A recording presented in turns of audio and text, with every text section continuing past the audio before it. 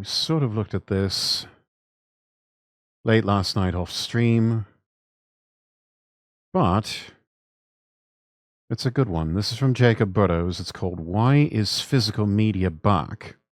Don't know if anybody else has noticed that sort of phenomenon. A lot of people clamoring to have more physical media in an age where everything is just sort of streaming or in the cloud. Let's take a look. Oh, I need to share my screen. Why is physical media back? 3, 2, 1, go. I thought we were done with physical media. Like a hermit crab trading in its plastic shell, we all collectively shed our physical collections, trading them in for streaming libraries or very fast digital piracy. But now, new CD and cassette players are hitting the market for the first time in years. Vinyl is... I would not trust some of those portable cassette players that are entering the market. Some of the research that I and others have done on the mechanisms of those portable cassette players, they're not very good. They're actually a rather cheap Chinese knockoff of something I think Sony or Toshiba or one of the Japanese companies came up with a long time ago, and they just figured out a way to make it cheaper and crappier and just never quite measured up with not just vinyl records, but also cassettes. You have to contend with something called wow and flutter. And that's where the playback tends to be a little bit unstable to where it almost sounds like certain notes that are held for too long. They sound a bit wobbly, I think, if that makes any sense. Well, that's too much wow and flutter with a mechanism. And so tape or a needle across the vinyl is not traveling as smoothly as it should. And so with a lot of these, especially these new ones that have come out, they're just not very good. Not like, honestly, it would be better trying to find an old Walkman from Sony and just using that, because that would be better. The portable CD players, don't really have to worry about that because it's all digital, but yeah, definitely something to contend with these new portable cassette players that are coming out. Is not just for hipsters anymore, and teenagers who have never rented a VHS tape in their goddamn life are thrifting copies of The Matrix on DVD and calling it vintage. So what on earth is going on? Well, As someone who was a teenager when The Matrix first came out, that makes me feel really old. Physical media movement has been going strong for years, and while I've always approved of it in theory, in practice, I've been pretty happy in my digital life. But after modding my iPod and digging up my old CDs, I've been feeling a certain itch, and finally, I've decided to take the plunge. Today, I'm revisiting 4 physical media formats because I want to figure out what this resurgence really means. What are we reclaiming when we pick up a record? What are we resisting when we hit play on a DVD? This is my journey into a world I thought I'd left behind, a story of culture, connection, and the surprisingly enduring power of stuff you can actually hold. Come along as we answer the question, why is physical media back?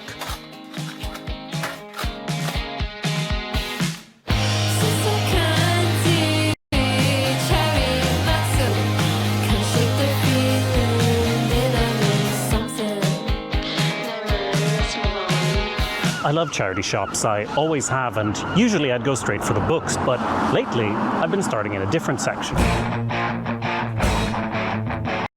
Guest is... Oh, goodness. Let me unmute Discord audio here. There we go. Sorry about that, chat.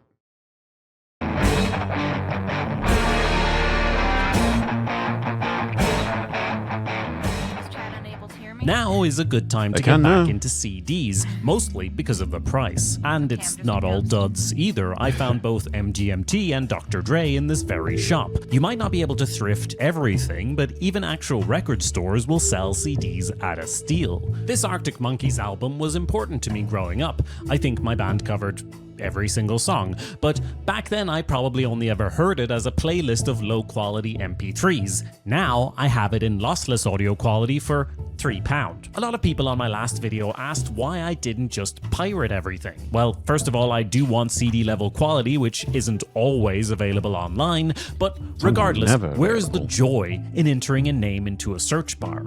That doesn't feel like real collecting. I've been enjoying rooting around for old favorites. There's a high you get when you come across something you've been hoping for, or maybe something you've forgotten about. What are you listening to? I know Zach Braff memed his own music taste to death in Garden State, but him bringing weird CDs onto the set of Scrubs turned this into a compilation of non-stop early 2000s indie bangers. This is not something you'd stumble across on a streaming service. In fact, I tried to look it up on one, and most of the songs couldn't even be played. I haven't thought about the Scrubs soundtrack in a good while, and stumbling across it gave me an intense dopamine hit. I felt like I'd won the jackpot on a slot machine, and in terms of brain chemistry, that is exactly what happened. Hey Vika, you ready for a walk?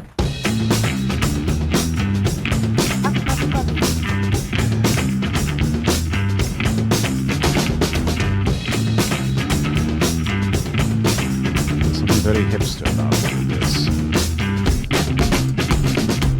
I've had to get decent at dog training because this girl's got very sharp teeth. Yes, you do. Look at those beautiful gnashers. You'd think the best way to reinforce a behavior would be to reward it every time. That's how Pavlov got his dogs to drool after all. And it is usually considered the best way to initiate a behavior. But once a habit is learned, the best way to maintain it is with a variable ratio of reinforcement, where the reward for your action only comes sometimes. Here. Yes! Oh my God, what a good girl. Break. Come on, let's go. Let's go, girl. Yeah! Yeah! What a good girl. Catch. Video all by itself. Get it. Man This plays is with dog. equally true for dogs and plays with humans. If you always get rewarded for a certain behavior, you might get tired of the reward. But if you only get rewarded sometimes, then the behavior itself becomes addictive. That is why it's so hard to put down TikTok. Not because every single video is fantastic, but because the next video might be fantastic. And you'll only know if you keep swiping. real. All major social media platforms use the same behavioral science to keep users addicted, and it's no coincidence that swiping a screen to refresh is similar to pulling the arm of a slot machine, because this is the exact same science that keeps people addicted to spotted. gambling. Yay, Turns we live out in a that with dystopian my hellscape. charity shop visits, I've accidentally created a gambling-like scenario, except without the damage to my mental health, or with these prices, my bank account. I think this is the first big appeal of physical media. You get to like indulge in the playing act of penny slots or collecting, something. that addictive hunt for albums and artists. I started buying CDs just to rip them for my iPod, but over time I started to appreciate their physicality. I had forgotten the artistry that can go into the production of a good CD. Oh, it's like a flip book. Nice. This is Album probably the art best is one I found though. Really This a one lost comes with a art. poster, dear. What? I've shied away from physical media for years because I have a tendency to clutter. But let's face it, I've already started going down this rabbit hole, and I feel stupid owning all these CDs without a way to listen to them. So, if I'm going to actually understand the resurgence of physical media, I'm going to have to consume that media in the way it was originally intended. But I don't own a CD player. Not in this country, anyway. Which means one thing. I'm going back to Sweden, and this time, I'm bringing a bigger bag. I told my partner I wouldn't bring back too much bullshit, but I was lying. I'm sure she appreciates it. At least he's honest about that. If we judge the popularity of different music formats by revenue, then streaming, of course, has the largest slice of the pie. CDs at their height had an even stronger chokehold on the market, and they're now down to just 3%. But in 2023, there was reporting that CD sales were up once again. Side note, I wish I could sleep on airplanes. I've been here before. I can't. Okay, gotta mute that for trying to avoid a copyright strike here.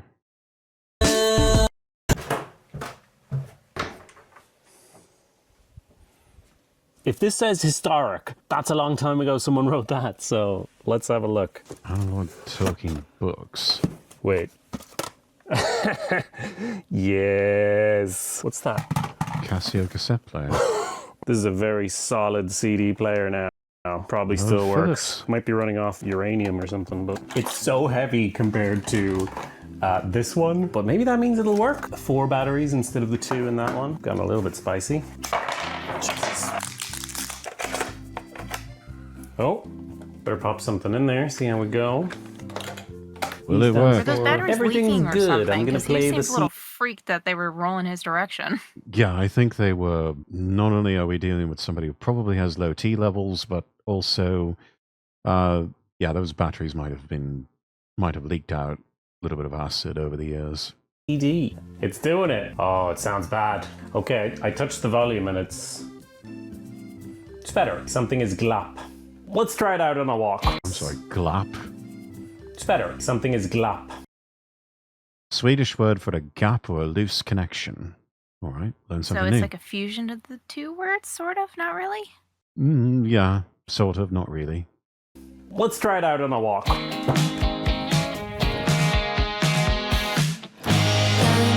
Cows.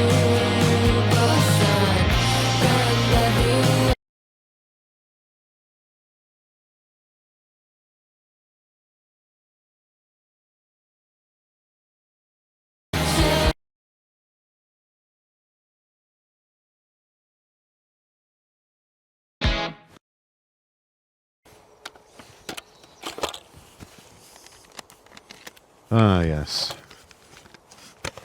The old struggle. CD ends in the middle of your walk. Stop and swap out. I have to admit that CDs aren't the first physical media format I've gotten back into. In fact, for years, me and my partner joked that we're the types of douchebags where eventually a record player would just appear in our home and we may as well stop fighting it. But vinyls have a distinct disadvantage against CDs in that they're not dirt cheap. Usually. This is Bragehall in Leksand.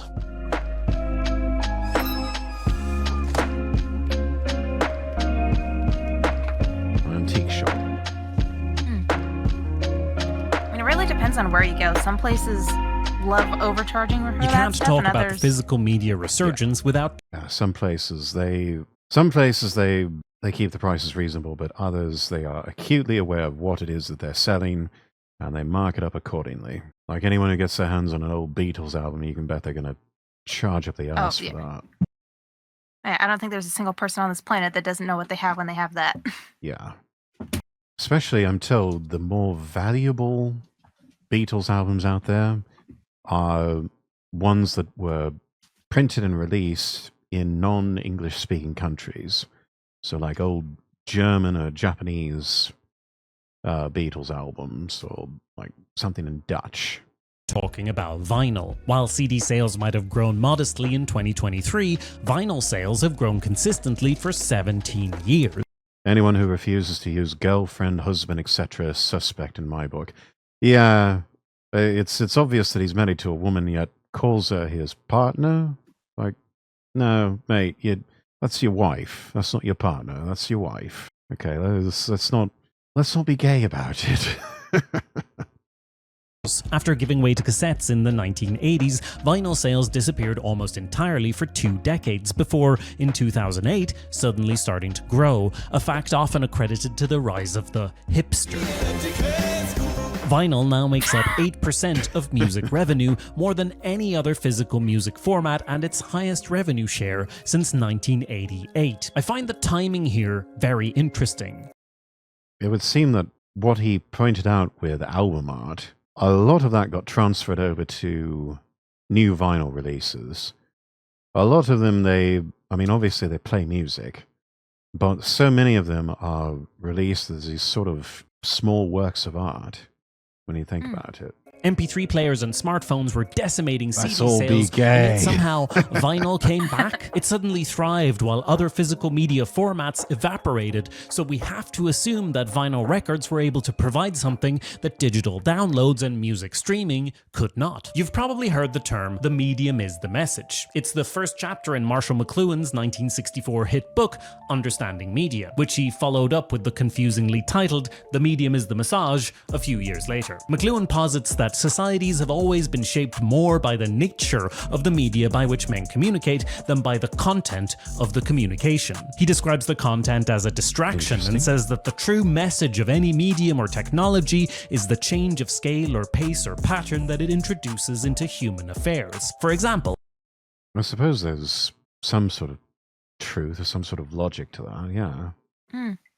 You know, think of the days before the internet when if you wanted to, you know, tap into any sort of source of knowledge, you either had to have a home set of encyclopedias or a library card, and that's what you had to utilize in order to do any sort of research on anything.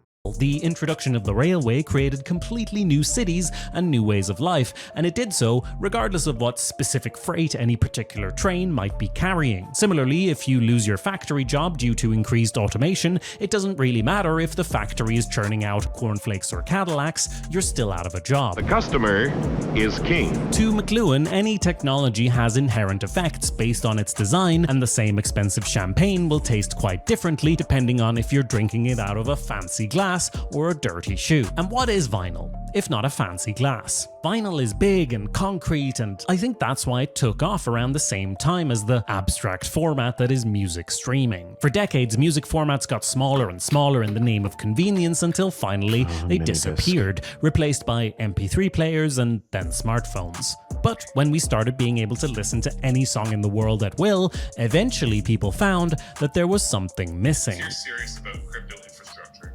Genuinely. The first thing Spotify autoplayed was a crypto podcast. We truly live in hell.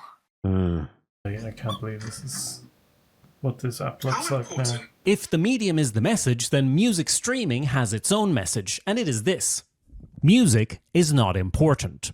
Streaming giants emphasize lean-back listening, they shuffle real artists out in favor of stock music, and they swindle musicians out of royalties whenever they can, all while tracking your every move and boasting to advertisers about how they can manipulate you. Vinyl records don't do any of that shit. It's not even that easy to skip tracks. It's an inconvenient format, and that is the point. I started this humble collection after visiting some friends, chatting all night, and taking... I think at the height of vinyl records being in circulation and being the sort of go-to for just listening to music in general, you had certain types of turntables that were taking a lot of inspiration from CD players. Technics in particular had a line of what were known as linear tracking turntables. So it didn't have like a tone arm. It had something that was kind of in this quartz-locked horizontal groove that would just sort of glide across the record as it was being played in this closed clamshell-like case. And it would do a quick scan before it started playing to find where all the gaps between the tracks were. And so you could work it almost like a CD player. Almost. It wasn't perfect. But for the most part, most people's record players were designed to where you just put the record down on the platter, drop the needle on the far corner, and it just works its way to the center and then stops. It was more of an event, an experience, something you genuinely have to stop and be present for in order to truly enjoy the listening experience. Angela, welcome back. Hey Val, hi again. Rex just came back from doing house chores. Welcome back. Hello, hello. taking turns picking records to play from their collection. I enjoyed flipping through their LPs, seeing where our tastes overlapped and finding interesting surprises. I saw albums I'd forgotten, now writ large and made important. It was a completely different experience from adding songs to a Spotify queue or even passing around an aux cord, which was the Spotify of my younger days. That night, I don't think I looked at my phone once, unless it was to research how much a record player cost. McLuhan would say that the sound cannot be separated from the method, and the physical experience of interacting with the record is part of the album. That is the second reason that physical media is in resurgence. It's bringing back the importance of the object itself, something that modern technology has replaced with convenience, yes, but also an undercurrent of unease. Oh, One quick thing. I put a lot of time and work into making these videos, so if you get something out of them, please consider paying me for that work. If 1% of my viewers threw me a 5 spot once in a while, I would be able to keep making videos indefinitely, which quite frankly is not currently the case. You can donate on my Ko-fi page, and for the future I want to create something like Patreon but self-hosted. Either way, you can go to awesomepedia.org/support and it will redirect you to whatever the best place is to support me financially. And if you can't do that, don't worry about it. Maybe just share this video with a friend. That can also be very helpful. We'll drop the link in chat afterwards. This is a very dangerous place if you like old tech or physical media, or you're a hoarder. So I've got all 3 of those problems. There's one more format I need to explore before I hop on the plane back to Ireland, and it's one I thought I'd left far, far behind. Right, look at all that.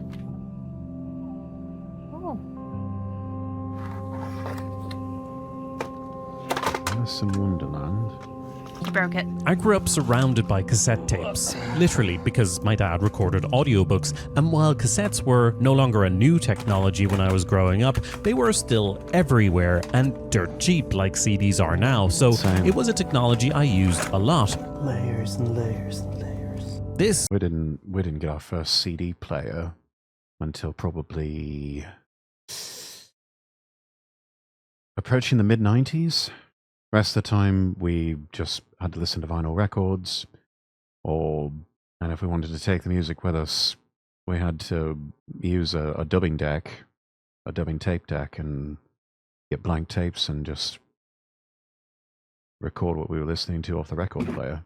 more than any is a format where I remember the imperfections, the hassle of carrying dozens of cassettes just to listen to one audiobook, the fact that you could often faintly hear the other side of the tape. I'll be honest, I did try buying some new cassettes for this video, and sure, I have footage of that, but it didn't make me feel much.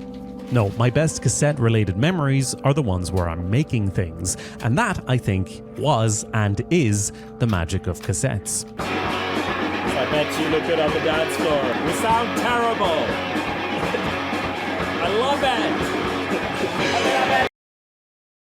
it. Okay, gotta mute again. Try to avoid a copyright strike.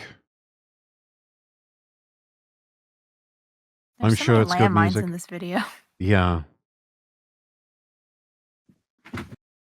Scholar Paul Theberge wrote in 2001, when cassettes grew to prominence, they were the first recordable audio medium to have gained widespread acceptance among consumers in nearly a century, and they offered a form of potential empowerment to users that was unprecedented. There are whole subcultures and music genres that wouldn't exist without the humble cassette, and everyday users could suddenly record their own records or the radio or just copy tapes and share them. The mixtape became a cultural phenomenon, and it's no wonder because it was an entirely new way of interacting creatively with music that you love. As you might, this democratizing power freaked out record industry middlemen, and in the early 80s, the British phonographic industry launched a propaganda campaign with the slogan, "Home taping is killing music." This line here, "and it's illegal," was largely wishful thinking, and you might... It's... You know what? Why does that feel familiar? I know, right? They were dickheads even back then, and they can still go fuck themselves. Recognize the logo from the many times it's been parodied and made fun of over the years. Some governments kowtowed to the record industry and imposed levies on the sale of blank cassettes and recorders, but the tide of culture could not be stemmed. As the Dead Kennedys wrote on one of their cassettes, "Home taping is killing record industry profits. We left this side blank so you can help." By the way, here's a little hack you can engage in. Cassettes have a rudimentary form of write protection. If a tape has holes up here, you won't be able to record onto it, but a little piece of tape can easily fix that. Oh yeah, that old trick. Used to do that all the time. Now, if I get tired of lots of love, I can put anything I want on this cassette. Outside the wealthy global north, cassettes became even more important because pressing vinyl required upfront investment and specialized labor, but as Roger Wallace and Christer Malm wrote in Big... You wouldn't download a car. Fun fact, that advertisement stole the font used in the quote. I can believe that. sounds from small peoples in 1984, the most isolated village can get its first cassette recorder before it has running Can't hold water or ourselves to our mains own electricity. standards. Cassettes aren't the only format to embody these creative and democratizing powers, but they were the first. For decades, they gave people the power to capture and interact with media, whether that's my mother making a mixtape off the radio in the 80s, my brother playing Commodore 64 games in the 90s, or Yeah, that's right. Old Commodores, they had, and a lot of other computers in the 1980s, they had, instead of disk drives, they had tape drives. And you would put in a cassette, and that had an entire computer program. And it would just transfer via audio cable. It took forever to get something installed, but be it a software program or a game or whatever. But yeah, that was one of the lesser known parts of computing history.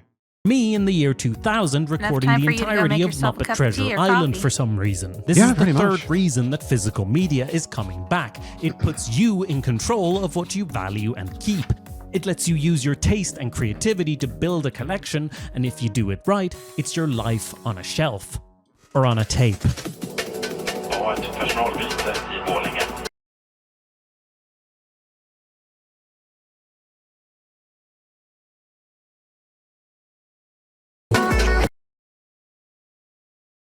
Oh, the Animatrix. I remember that one. I've heard of it, but I've never actually listened to it. Yeah, it was. I can't remember which anime studio did it. It was. Yeah, I think it was between either 1 and 2, Matrix 1 and 2, or 2 and 3. Yes! I'll go ahead and look it up really quick. I But brought yeah, your it was ball to basically Sweden. Animated version. It was of kind of Matrix. unintentional. There you go. Bunch of short Enjoy. films. I brought a yak back. What the fuck is a yak back? Oh, so it does something your phone does, but worse. Of course you love it. So I'm back in Ireland, and in many ways it feels like my physical media adventure is finished. I brought back a Walkman, the one I actually used back in the day, but turns out it's broken. And my CD player, well, I've enjoyed using it, but it guzzles up batteries and makes concerning noises. There's no way that's a good sound. I did mean to talk about DVD. No, that does sound like it's on its last legs. Mm. And the battery life sounds about right. You really did not get a lot of battery life out of old CD players.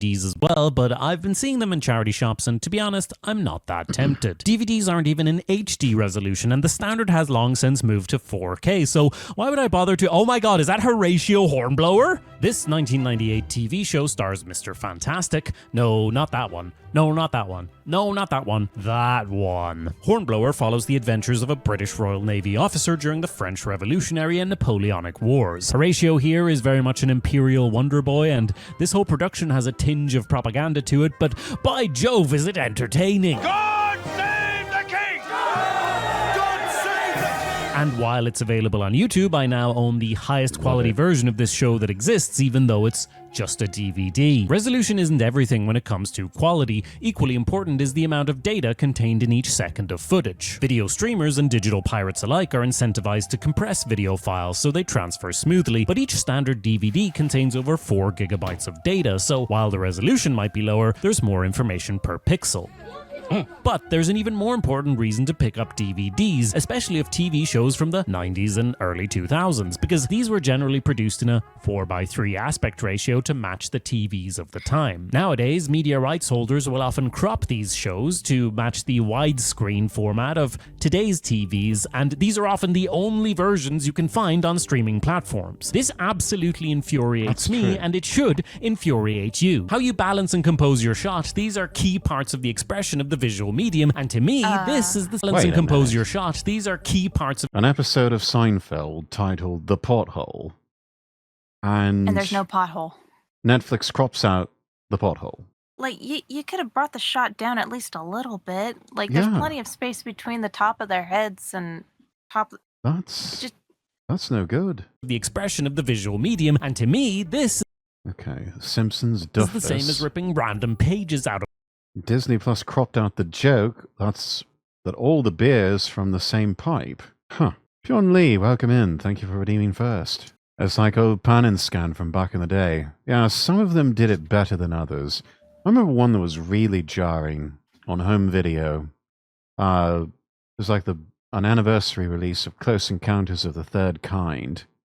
And it was this sort of digital pan and scan that really, it was too smooth compared to what we were watching with the frame rate of film. It just looked really weird. And thank you for redeeming not first, Pionly. Also, hello. Of a book. As far as I can tell, this is the only way to watch Curb Your Enthusiasm in the original 4:3 format. It's a show I haven't really sunk my teeth into, so when I saw the first 2 seasons for less than €50, I figured now was the time. Now I just need something to play them on. A DVD player. Working fine.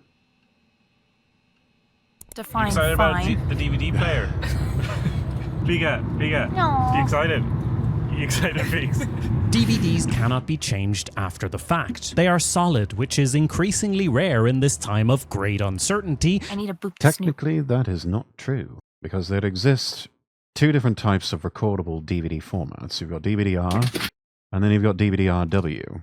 And the RW one stands for DVD rewritable, or something like that. But you could erase the data and record something new on it. I don't know how many times that would work, but that format did exist. Not a lot of people remember that. Characterized by fleeting experiences and relationships. At least that's how Sigmund Bauman describes our present era, which he refers to as liquid modernity. According to Bauman, this great uncertainty is the result of 20th century elites untying the economy from any political or ethical entanglements and letting market logic dominate not just the economy, but culture, morality, and identity as well. Bauman writes that solid social structures have melted, placing the burden of pattern weaving and the responsibility for failure on the individual's shoulders. If we get sick, it's because we weren't following a good enough health regime. If we stay unemployed, it's because we didn't try hard enough or we're simply lazy. Everywhere, we are encouraged to find biographical solutions to systemic problems, as if we can actually fix environmental damage by putting plastic in the green bin. As Bauman puts it, there is a nasty fly of impotence in the tasty ointment of freedom. What a quote! Bauman made this analysis in the early 2000s, and arguably, things have only gotten worse. Work has been shattered into gig work, which famously promises employees freedom while trapping them in deals that only get worse over time. And of course, films, music, and TV have all become content that we rent from corporate overlords who have the freedom to alter or remove any of it as they see fit. Pray they do not alter it any further. Yeah, really. Got a stack of DVD RWs on my dresser. Hang on to those, Essen. Those are probably collector's items now. Thank you very much. Road trip. Stylish.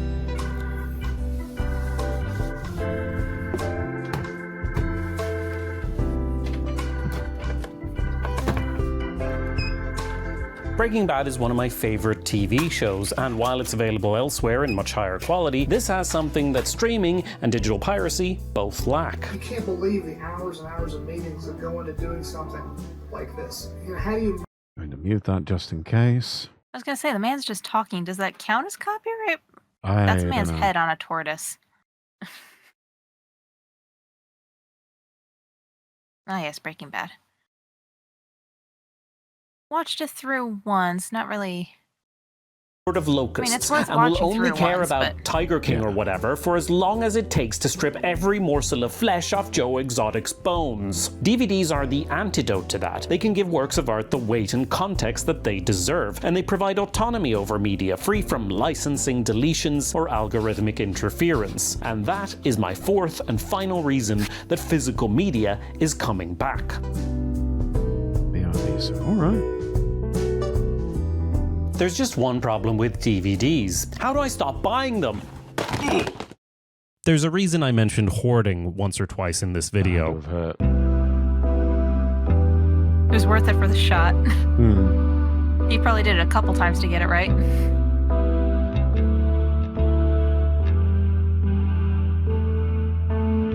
This is my mother's workshop.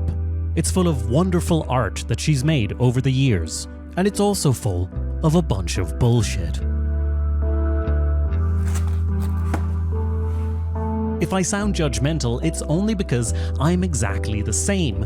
Some years ago I came across an abandoned piano and decided I needed to take it home because maybe I could turn it into a shelf or something. Oh shit, I really want to steal it. One man's trash. This will close. It's still in my parents' basement. It did not I'm close. clearly part of the problem here, because inside me there are two wolves. One wants me to hoard CDs, the other wants me to hoard DVDs.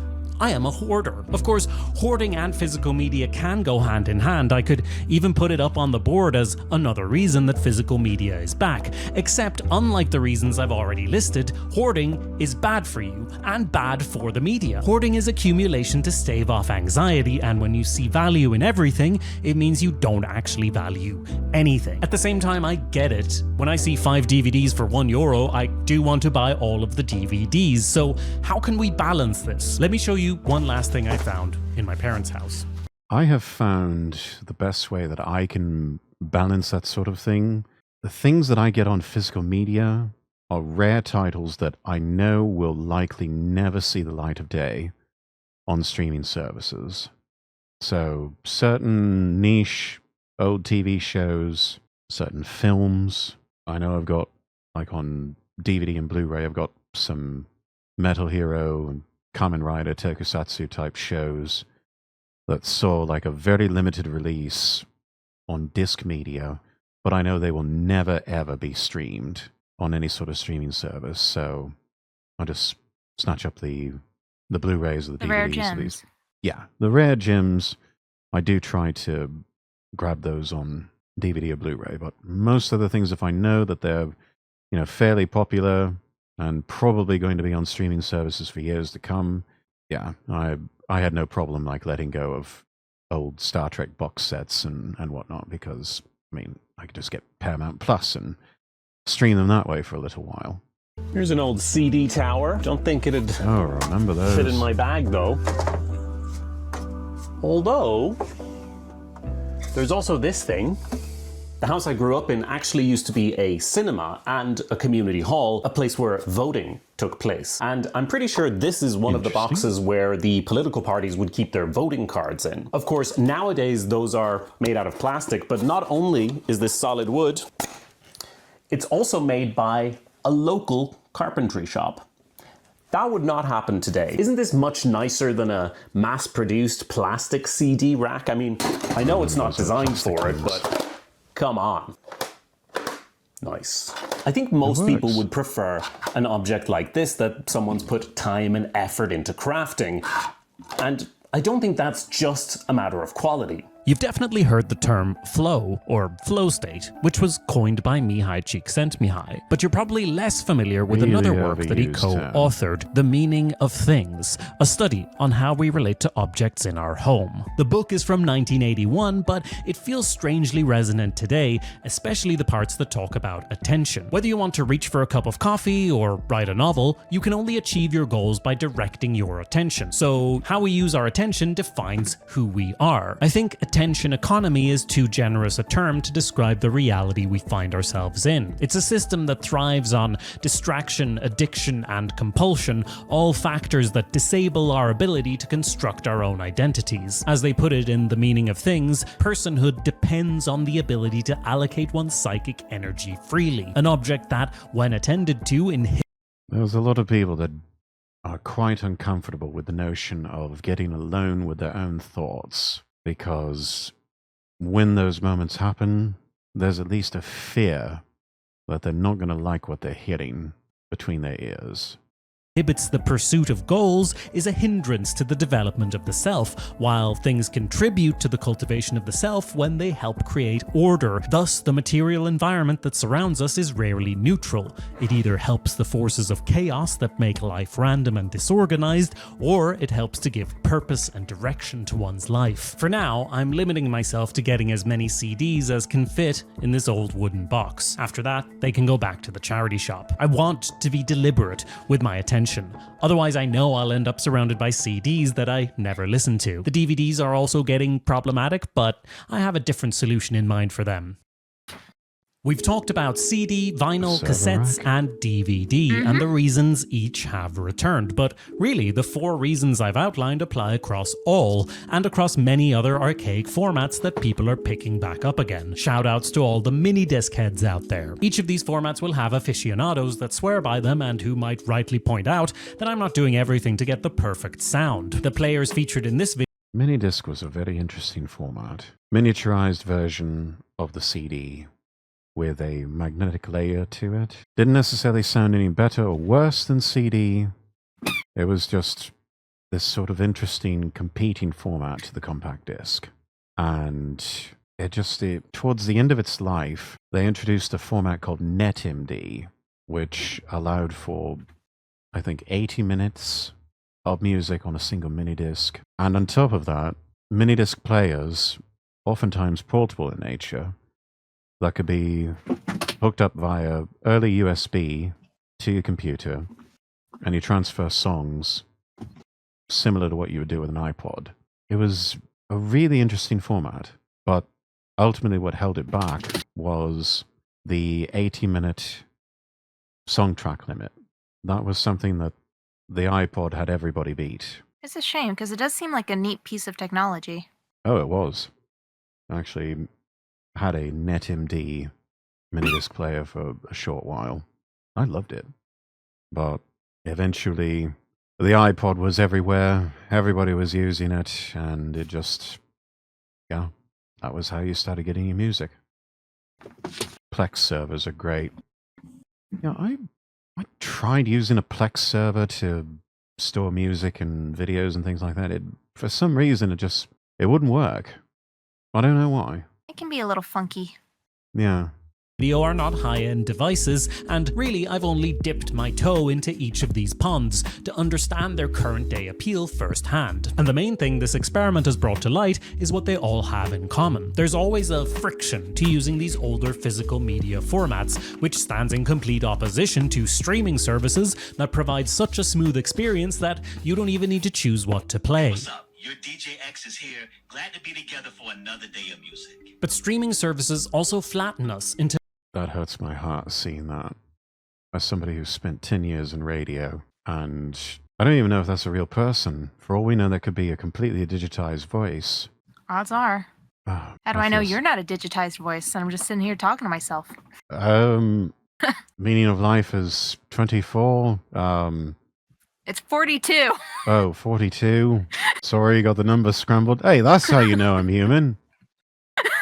See, an AI would just look that up. Nothing but consumers, Touché, something sir. we recognize as inherently wrong, because we know there are real people out there, human beings who have dedicated their limited time on Earth to making you laugh or dance or think, and they put so much attention on the creation side, the least they deserve is a fraction of that effort on our end. Ritual is the word that comes to mind. Whether it's a dusty cassette or a scratched CD, the effort you put into playing a physical media format imbues that media with importance and meaning. Streaming is surface level interaction because it's designed by dorks and suits who don't think culture is important. But it is. It deserves pomp and circumstance. The telling of a story, the singing of a song, these are some of the oldest and...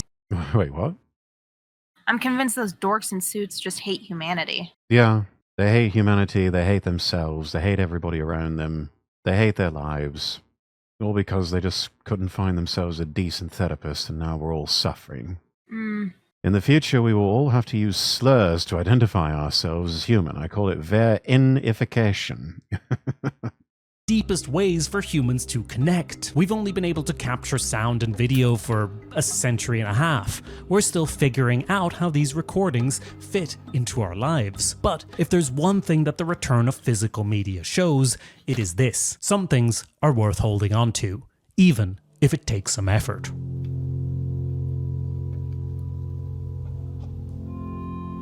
Oh yeah, always had to replace the belts after a while with these old tape players.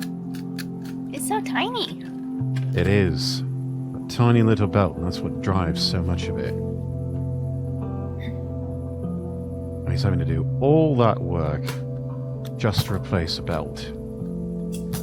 Shit. I've absolutely fucked this, haven't I? Oh. There is a You can light. It was set to FM, AM, now it's set to tape. There's gonna be one moment of truth here. Yeah, boy! Oh yeah, he did it. Well done. Chapter 1. Down the Rabbit Hole.